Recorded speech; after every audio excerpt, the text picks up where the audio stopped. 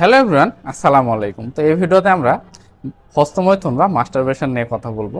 এটা না আসলে আমাদের পুরুষ সমাজে বলারই বাকি আছে। আমরা প্রত্যেক পুরুষ এই মাস্টারবেশন বা হস্তমৈথুন করার পরে নিজেদের মধ্যে খুবই অনুশোচন অনুভব করি।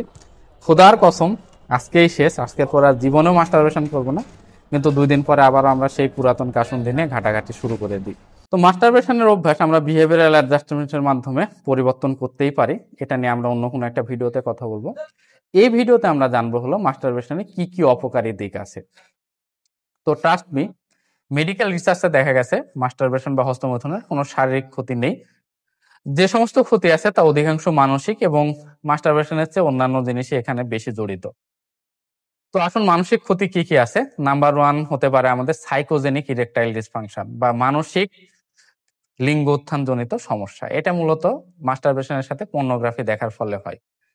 তো দেখা যাচ্ছে 91% পুরুষ মাস্টারবেশন বা হস্তমৈথুনের সময় বিভিন্ন ধরনের পর্নোগ্রাফিক বা বিভিন্ন ধরনের ইরোটিক কন্টেন্ট দেখে।